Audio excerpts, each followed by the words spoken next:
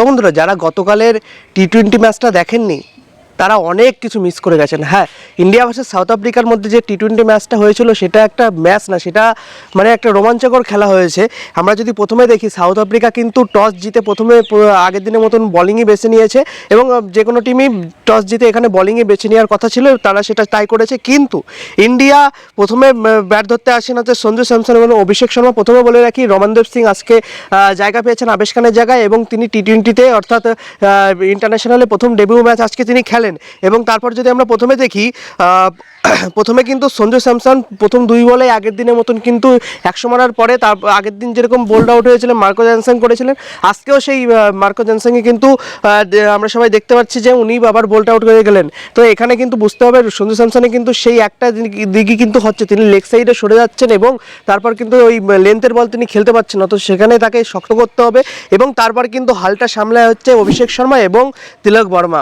আমরা যদি প্রথমে অভিষেক শর্মার কথাটা আগে বলে নিই, অভিষেক শর্মা কিন্তু 25 বলে 50 রান ধোয়াধর একটা বাড়ি খেলেন এবং 5-5টা 6 মারেন। আর অভিষেক শর্মার ছয়গুলো না এমনভাবে যাচ্ছিল, মনে হচ্ছিল কোনো ব্যাপার না। অভিষেক শর্মার ছয়গুলো মনে হচ্ছিল যে মানে হালকা তুলে দিচ্ছেন বা হালকা কিছু করে দিচ্ছেন। তো মোটামুটিভাবে তিনি 5টা 6 মারেন এবং 3টে যে অসাধারণভাবে কিন্তু 4 মারেন। এবং অভিষেক শর্মা, আমরা সবাই জানি যে অভিষেক শর্মা কিন্তু এই ধরনেরই খেলেন, কিন্তু গত ম্যাচ থেকে যেভাবে খেলছিলেন অর্থাৎ আগের ম্যাচগুলোয় কিন্তু তিনি উল্টোপাল্টা বাড়ি চালাচ্ছিলেন, কিন্তু এখন দেখতে পাচ্ছি যে আমরা তাদের মধ্যে ম্যাচের যে বাড়িটা এসেছে, অর্থাৎ আগে যেমন পুল শটে আউট হচ্ছিলেন এখন সেই পুল শটটা নিচে খেলছেন। তো এখানে আমরা দেখতে পাচ্ছি অভিষেক শর্মা অনেকটা এখানে উন্নতি হয়েছে। এবং তিলক বর্মার তো কোনো কথাই নেই, তিলক বর্মা কিন্তু এই ম্যাচে হচ্ছে 56 বলে 107 রানের অসাধারণ ইনিংস খেলেন এবং 107 লাস্টে 7 থালা ভরা রিজান। তো যে আমরা যদি দেখতে পাচ্ছি যে তারপর কিন্তু তিনি 7-7টা 6 মারেন এবং 8টা অসাধারণভাবে 4 মারেন এবং তিনি কিন্তু সেই 2 বলে এসেছিলেন এবং একদম শেষ পর্যন্ত তিনি গিয়েছেন, তিনি কিন্তু আউট হননি, নট আউট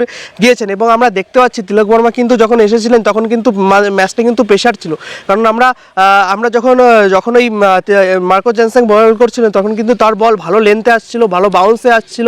তো সেখান থেকে অভিষেক শর্মা ও তিলক বর্মা কিন্তু একটা ভালো ইনিংস কিন্তু খেলে দিয়েছেন। আর তিলক বর্মা তো পুরো শেষ পর্যন্ত খেলেছেন। এবং তারপর দেখি ক্যাপ্টেন সূর্যকুমার যাদব কিন্তু তেমন কিছু করতে পারেননি।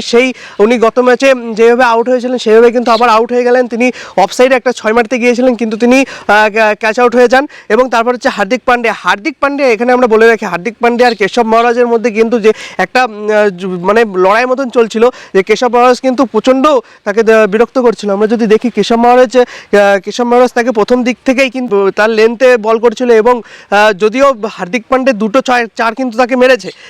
এবং আমরা একটা জিনিস দেখতে পাচ্ছি, আমরা বুঝি না যে ভারতীয় ব্যাটসম্যানরা কেন এত ভালো খেলার সত্ত্বেও কেন যে রিভার্স সুইপ মারতে যায়, কেন, কি দরকার সুইপ মারা, রিভার্স সুইপ মারা? আমি যখন সামনে এত ভালো খেলতে পারছি, হার্দিক পান্ডিয়া একটা 4 মেরেছিল সামনে, একদম অসাধারণভাবে একটা 4 গিয়েছিল, কিন্তু কি দরকার বুঝি না যে এরপরে কি দরকার যে ওই সুইপ খেলতে যাবো, আবার খেলতে যাবো, তা খেলতে যাবো, কি দরকার? সে সুইপ মারতে গিয়েছেন এবং তিনি এলবিডব্লিউ হয়ে গেছেন এবং ওইটা ভাই পুরো একদম উইকেটের সামনে পড়েছে। আর যখন তার আগে আমরা দেখতে পাচ্ছি হার্দিক পান্ডিয়া যখন ভালো করে খেলেছেন তখন কিন্তু একটা অসাধারণভাবে অফে তিনি হালকা কেটে বলটা বের করে দিয়েছিলেন, তারপরে একটা স্ট্রেট ড্রাইভ মেরেছিলেন। তো আমি যখন সামনে এত ভালো খেলতে পারছি তো কেন আমি সুইপ খেলতে হবো, কেন আমি রিভার্স সুইপ খেলতে হবো, এইগুলো কিন্তু বুঝতে হবে।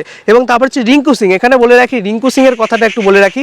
রিঙ্কু সিং কিন্তু বর্তমানে খুবই সংঘর্ষ করছেন সাউথ আফ্রিকায় এবং আমরা দেখতে পাচ্ছি রিঙ্কু সিং কিন্তু রিঙ্কু সিং খেলতে পারছেন না। জাস্ট এই ম্যাচটা আমরা যদি দেখি, রিঙ্কু সিংয়ের বিরুদ্ধে কিন্তু সাউথ আফ্রিকা ভাই পড়াশোনা করে এসেছে। এটা কিন্তু আইপিএলের ম্যাচ না যে পাটা পিচ দিয়ে দেবে, এটা কিন্তু কঠিন পিচ। এখানে কিন্তু বাউন্স আসবে বল এবং সুইং হবে এবং অসাধারণভাবে কিন্তু এখানে কোনো ডিউয়ের ঝামেলা নেই, এখানে কোনো ডিউ পড়ছিল না এবং এখানে কিন্তু একদম পাটা পিচ না, এখানে খুব ভালো পিচ এটা। আর এটাই কিন্তু হচ্ছে ক্রিকেটের অরিজিনাল পিচ। আমরা যদি দেখে থাকি, যখন থেকে রিঙ্কু সিং আসছে প্রথম থেকেই উনি সংঘর্ষ করেছিলেন সাউথ আফ্রিকার বলারদের থেকে, স্পেশালি জেরাল্ড কার্জিয়া যখন তাকে অসাধারণভাবে একটা বাউন্সার মারেন, বাউন্সারটা পুরো রিঙ্কু সিং এবং উনি আগিয়ে গিয়েছিলেন মারতে, কিন্তু তিনি মারতে পারেননি। রিঙ্কু সিং মাথার কাছ দিয়ে বেরিয়ে গেছে, যদিও ওইটা হোয়াইট দিয়েছিল আম্পায়ার, কিন্তু তারপরে বলে আরেকটা বাউন্সার দেন, কিন্তু রিঙ্কু সিং সেটাও তিনি মারতে পারেননি। এবং তারপর যদি দেখি আমরা, তারপর হচ্ছে সিমিলানে যেভাবে তিনি জ্যালন গর্জিয়ার বিপক্ষে যেভাবে তিনি সংঘর্ষ করছেন, সিমিলানের কাছেও তিনি সেইভাবেই কিন্তু সংঘর্ষ করছিলেন। আমরা যদি দেখি সিমিলানে কিন্তু প্রথম দিকে তাকে যেভাবে বাউন্সার দিচ্ছিলেন, বাউন্সারেও তিনি খেলতে পারছেন না এবং রিঙ্কু সিং না শুধু এগিয়ে যাচ্ছিলেন। এটা কিন্তু রিঙ্কু সিংয়ের খেলা না, রিঙ্কু সিং হচ্ছে বল দেখে খেলেন। কিন্তু রিঙ্কু সিং কেন জানি না এই ম্যাচটা শুধু এগিয়ে যাচ্ছিলেন, 2-1 পা এগিয়ে যাচ্ছেন, মারার চেষ্টা করছেন, কিন্তু ওইভাবে তো ভাই সব ম্যাচে লাগবে না। এবং তারপরে আমরা যদি দেখি রিঙ্কু সিং যেই এগিয়ে গিয়েছিলেন, বলার ওখানে বুদ্ধিমান করে একদম ইয়ারকার দিয়ে দিয়েছে, রিঙ্কু সিংয়ের ব্যাটে বলে লেগে যাই হোক আউট হয়ে গেছে। তারপরে হচ্ছে ডেবিউটান যে করেছেন হচ্ছে রমনদীপ সিং। রমনদীপ সিংয়ের যদি আমরা দেখি, রমনদীপ সিং প্রথম বলেই কিন্তু ডেবিউটে প্রথম বলেই কিন্তু উনি 6 মেরে দিয়েছেন হচ্ছে সিমিলানেকে। এবং আমরা দেখতে পাচ্ছি লং অফের দিকেই তিনি অসাধারণভাবে একটা 6 মেরে দিয়েছেন, ডেবিউটে প্রথমে 6 মেরে দিয়েছেন, ওই একটা অসাধারণভাবে 4 মারেছেন। তো 6 বলে 15 রানের কিন্তু একটা গুরুত্বপূর্ণ ইনিংস কিন্তু এখানে আমরা দেখতে পাচ্ছি রমনদীপ সিং খেলে গিয়েছেন। এবং তারপর যদি দেখি সাউথ আফ্রিকা বলার যদি দেখি মার্কো জ্যানসাং 4 ওভারে 28 খুব ভালো বল করেছেন, একটি উইকেট নিয়ে নিয়েছেন। এবং বাকি সব বোলাররা মোটামুটি এভারেজ ছিল, যাই হোক বাকি সব বোলাররা মোটামুটি মার খেয়েছেন, কেসাম মহারাজ মার খেয়েছে। আর এবং তারপর যদি দেখি সাউথ আফ্রিকা ব্যাট ধরতে এসে কিন্তু নিকিলটন খুব 15 বলে 20 রানে একটা ভালো ইনিংস খেলেন, কিন্তু আশদীপ সিংয়ের ধারে তিনি দুর্ভাগ্যবশত একটা আউট হয়ে যান, কিন্তু ভালো হয়েছে। এবং তারপরে রিচা হেন্ড্রিক্স কিন্তু 13 বলে 21 করেন।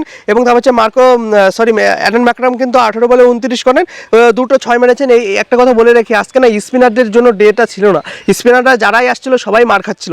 তো বরুণ চক্রবর্তীকে কিন্তু খুব মারা মেরেছে সাউথ আফ্রিকার ব্যাটাররা। আমরা যদি দেখি প্রথমে কিন্তু অ্যাডেন ম্যাকরাম তাকে দুটো 6 মেরেছে, এবং তারপর টিস্টান স্টেপস কিন্তু আজকে তেমন কিছু করতে পারেনি। গত ম্যাচে কিন্তু হিরো ছিলেন হচ্ছে টিস্টান স্টেপস।